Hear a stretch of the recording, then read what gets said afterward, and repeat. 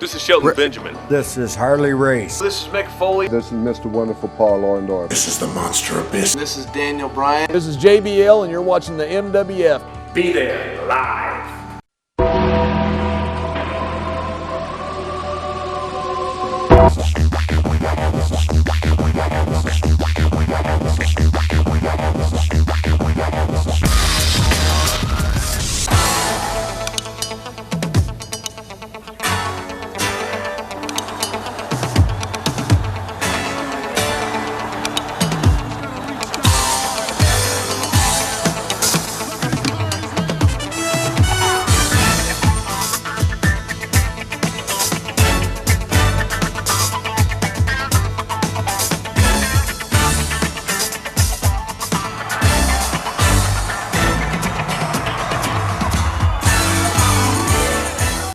Wrestling fans from around the corner, around the world. This is the finale, Johnny. The big reunion starts tomorrow. I'm in Las Vegas enjoying the sunshine. I don't know where you guys are going to be. You leaving tomorrow? The 50th reunion. Tomorrow you leaving? Tomorrow the reunion begins. Oh, wow. This is going to be quite a day. I don't know where I'll be. Probably freezing my butt off up here in New England. I don't know. We'll see. But wherever I am, I'll be happy. They won't let me come. Yeah, well, he's going to get you a Tony. membership. Now you won't. They can't give you the story about no ticket now. No, they never let me come. Even when I was right there, they wouldn't let me in the Really? building. Let him Well, in the we'll building. talk about that. As we wrap up this series, we're going to go They back to discriminating against me. the main event. Ho, ho, ho! The main event from the September 1995 ceremony. The entire Cauliflower Alley Club Board of Directors presents the one and only classy Freddie Blassie with his Cauliflower Alley Club Wow. Award. I know you're a big fan. I know you've worked with the gentleman. Any memories and thoughts of the classy one? I remember when he was managing Jesse the Body Ventura, and when they bring in talent, you know, he would get first the Wizard, him and the Grand Wizard, and Freddie would always get the best of the talent when they first came in. If you got with Freddie Blassie, if people remember when Hulk Hogan first came in, Freddie Blassie was his manager. So he always got the best of the best. Stan Stasiak was with The him. Hard Punch Man, Yeah, yeah. Hard Punch Man. So you go back and back and you look at all the people that he managed. He managed some of the biggest, you know, most ferocious wrestlers Jesse the Body Ventura had as a manager. The Grand Wizard, them, you know, they used to run neck for neck as far as being the greatest manager of all time. Where with Captain Lou always got guys. The tag teams. Yeah, the tag team. But not only that, the crazy tag team, like the Moondogs Yeah. and the Wild Samoa. You know, the people he managed fit his character. Yep. You know, and he built these people. I mean, without Captain, you know, where would Alpha and Seeker be? They couldn't cut an interview Right, like that him. was their Where would the character, right? Moondogs been? They would put Captain Lou Albano with people that couldn't express themselves vocally. The same with Freddie Blassie. I mean, Hogan is a wonderful interviewer now, but when Hogan and Stan Stasiak first came, they could not cut an interview the way Freddie Blassie did. And Freddie Blassie was also a big star down in, people don't remember, down in California. Oh, huge star in Huge star in California. California. He was big down The there. Monsol powder with That's right. John Tolos, right? That's right, that's right. There you go, fans. I know a lot of Brotherhood in Las Vegas that's already in town for the reunion is going to be watching this. If you were left out, it is sold out this year. The 51st CAC reunion, I believe, is going to be back in Las Vegas next year. We've enjoyed having you on this trip the past few days. For Tony Atlas, John Cena Sr., I'm Dan Marotti. Now, we present to you classy Freddie Blassie. And ladies and gentlemen, it's an honor and a privilege to me for be able to award this to the highest honor given by this club to Freddie Blassie. I first met Freddie Blassie back in about 1955. He helped to mold me into a professional wrestler. Became real good friends, and back in the early days of my wrestling career in Mobile, Alabama, I'll never forget one of the little incidents happened.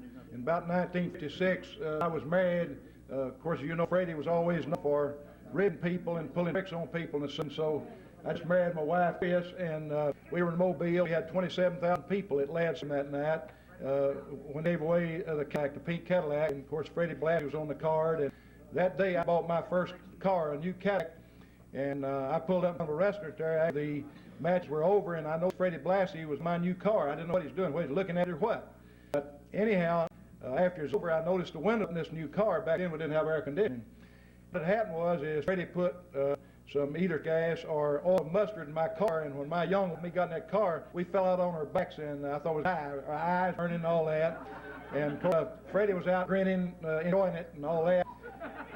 Of course, I remember a lot of incidents about Freddie. I remember the time in Macon, Georgia, when he fed to Ginger the bear, and then fed some eggs to Davy Crockett, the Bears manager. And you understand what happened after that. Also, I remember the night that Andre Dopp was over in Georgia, and Freddie got a couple of eggs and put in this pretty blue tie, and of course you can understand what happened after that. And I remember the night down in Augusta, Georgia, when Freddie and I believe Art Nelson and the other wrestlers, we had this fella that dressed immaculately, you know, and he was announcing, and he had a lot of girlfriends looking at him, and he wanted to make an impression out there, and about halfway announcing that Freddie and Art Nelson were going to wrestle someone, why Freddie put the oil mustard to him, and he dressed there in the middle of the ring. So these are a few of the incidents. I remember back in 1960, when I first started in politics, Freddie said, Tom, is there any way I can get this race? I said, you sure can, Freddie. He said, what can I do, Tom? You've been a friend for many years, and I'd like to help you. I said, well, Freddie, if you out here in Alabama look like hell against me, I can win this race. He did, and I won. I beat 11 runoff. So Freddie's been a friend for a long time, and there's no use in me telling you the great things that Freddie's done. He's one of the greatest wrestlers of all times. He's probably drawn more people in the arenas than any other wrestler, and of course puts dollars in all of the wrestlers' pockets, so that's what's important. And you know, he's been every kind of champion in the world. He's done everything that can be done in professional wrestling, and it's my honor tonight to present him an award and say that we're not doing it just for his wrestling ability. We're doing this because Freddie Blassie helps people.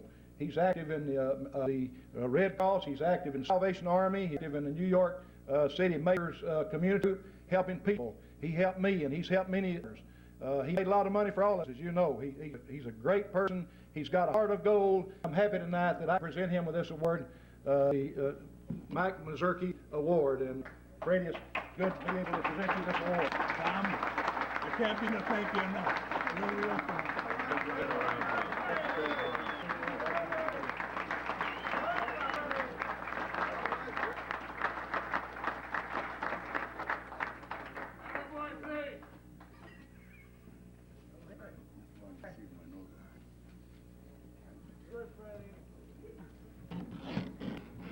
I can't begin to thank Tom enough. Tom, when he started in his business, he was quite a football player for Chattanooga University, which a lot of you people don't know. And a lot of you people don't know that this was Mike Mazurki's ear. They took the picture of it, and that's Mike Mazurki.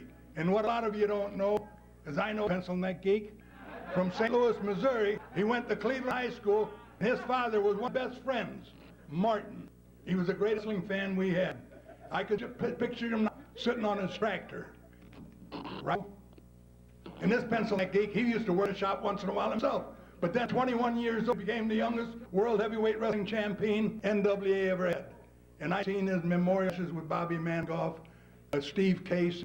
I'm going back with, and George Tragus when he used to work with him, Joe Sanderson. That's a name from the, so I'm going back. I've been in this business for 60 years. Started at the age of 17. I'm 70 years old, and I just had a triple bypass 4 months ago. And there's no damn way to keep me down. No way.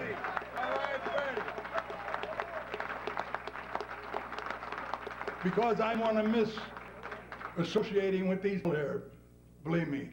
And when Tom was talking about, I'm on community mayor of New York, I'm on the board for handicapped kids. We're going to have 18,000 October the 6th at Madison Square Garden.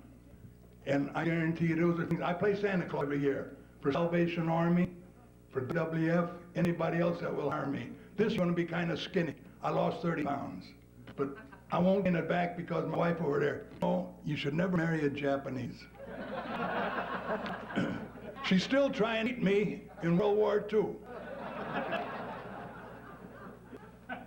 We've been married today, incidentally, is our anniversary.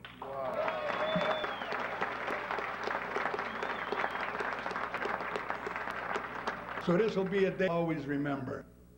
And she thinks I got her. I didn't get her anything. You Pencil Neck Geek, you.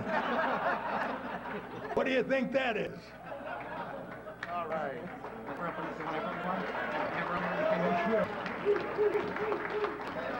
She's very shy. Don't let her kid you. I'm telling you. But I went to Japan many times, and I was over there with Lou.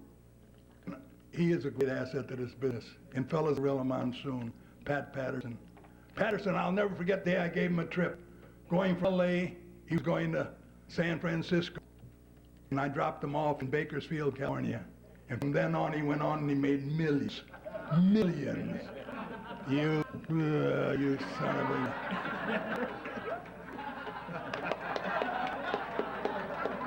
Not gonna open it up.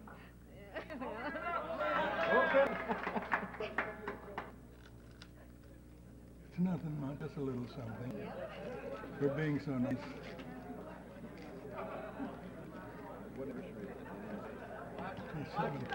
It's our 27th anniversary.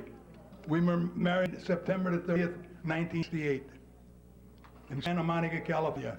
Mr. and Mrs. Moto were our best man and best one, or whatever you call it. Let them see it. They want to see. Beautiful. Thank you.